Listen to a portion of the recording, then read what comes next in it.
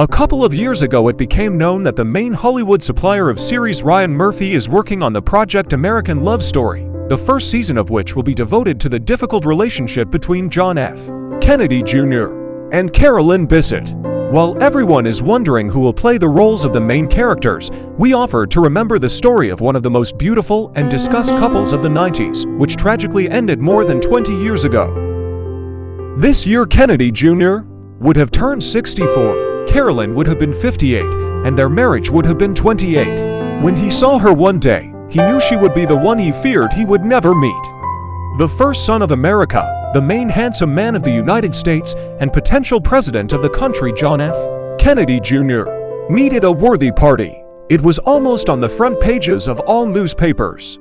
There was no shortage of candidates, but for some reason they all had something to do with the world of show business.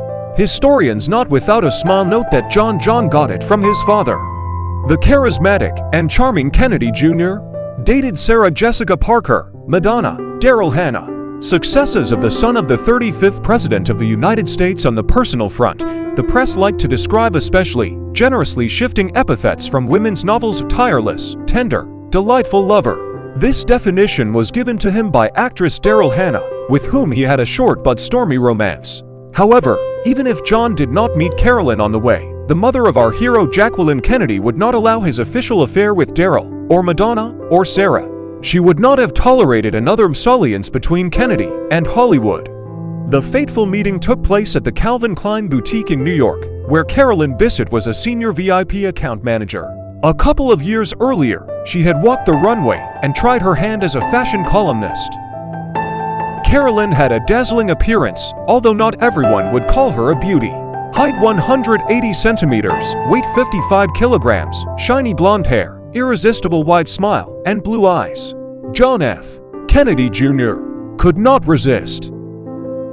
If statements from people close to them are to be believed, Carolyn attracted John with her independent personality and quiet confidence. Jackie's biographer, David Heyman, said, "She was unlike any of the women John had met in the past. She did not bow down to him, not as a man, not as a Kennedy." Carolyn was what they call a simpleton. Her mother was a school administrator, her father a carpenter, her stepfather a doctor.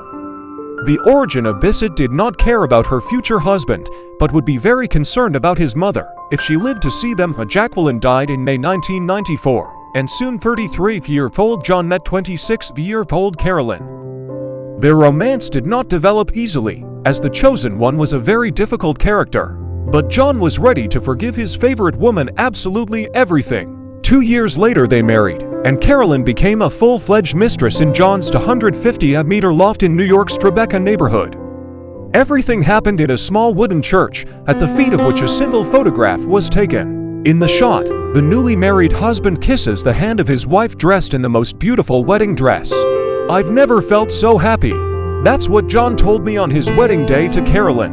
He was always clinging to her, stroking her hair, kissing her hands, recalled a close friend of Kennedy Jr., who agreed to be interviewed. After the wedding, Carolyn found herself in a whole new world. And she didn't like it right away. Paparazzi, who have not forgiven themselves for missing the wedding, besieged the brick 9-story house number 20, which was located in the apartment of the newlyweds. Footage from those years shows them surrounding the Kennedy couple, who got into the car to go to dinner at their favorite restaurant. John was used to such unceremonious interference in his private life by the press, but for Caroline it was all wild. Whenever a photographer approached her in the street, she would immediately lower her eyes and pull her head into her shoulders. "She'll end up looking like the hunchback from Notre Dame de Paris," noted Bessette's former boss Calvin Klein with sadness in his voice. The newly minted Mrs. Kennedy was terribly burdened by the fame that fell on her, and she thought of nothing better than to hide from it all. Carolyn quit her job and hardly ever left the house. She hated all the events to which they were invited every day and to which her husband loved to go. John had to beg her to keep him company every time. And how could she refuse, looking into his happy brown eyes? And the kiss he gave her every time. Besides, she'd figured out a way to make fun of the whole social scene. Modern glossy press with undisguised delight describes how the first 6 months after the wedding Carolyn Bessette Kennedy deliberately attended all public events in the same black dress. The woman hoped that in this form, She would bore the public, but such behavior only fueled interest. And soon she was talked about as a new style icon. In the pictures, John and Carolyn looked like an incredibly happy couple. Alas, it was only a picture. According to the memories of their friends, the couple's quarrels often turned into scuffles. She did not like that he likes to party. He called her a bore. Already a year after the wedding, they often spent evenings apart. Well, what's a celebrity drama without white powder, antidepressants, and a therapist? In our story, all of these things have a place in our story, and again in the chapter dedicated to Carolyn. Locked up at will in a huge apartment, she was tormented by boredom and a jealousy that ate at her. Carolyn was sure her husband was cheating on her. She overreacted to photos of John in the company of other women, the New York Post wrote in 1997. Paranoia was reinforced by pills prescribed by a doctor he knew and an uninterrupted supply of illegal drugs. Vanity Fair wrote that John was once taken to the emergency room for nerve damage in his wrist. He tried to put the injury down to a domestic accident, but his friends were convinced that Carolyn was the culprit. John looked at his favorite woman in horror, but did nothing. Didn't want to.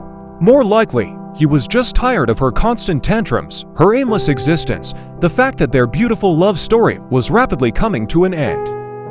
According to people who knew her, Carolyn refused to discuss her problems with illegal drugs. She once ran out of the family therapist's office in a frenzy when he decided to discuss her problems with white powder.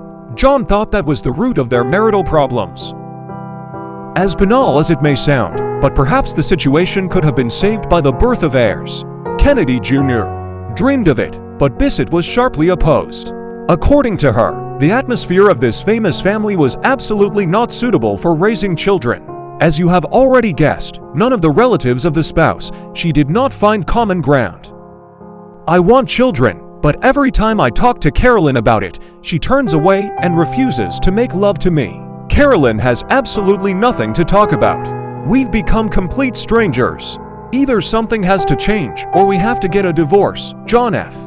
Kennedy Jr. told his close friend on July 14, 1999, 2 days before the fatal plane crash. Toward the end of the 1990s, the tabloids were trumpeting that the marriage of John F. Kennedy Jr. and Carolyn Bessette Kennedy was going through some bad times, although in the beginning the couple was rightly considered one of the most beautiful and happy in America. Carolyn's older sister Lauren wanted to save their marriage in every way possible. She convinced Carolyn to fly with John to the wedding of his cousin Rory. Carolyn was also invited to the wedding, but immediately refused, because at the beginning of the relationship swore never to get on her husband's plane. Her sister begged for an exception and said she would be happy to keep them company. Nevertheless, at 8:38 p.m., the privately owned Piper Saratoga took to the air. It was getting dark.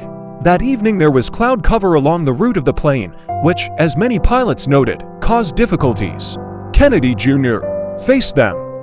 At 9:40 p.m., on another turn, John became disoriented and, sending the boat into a corkscrew, crashed into the ocean. All three were killed.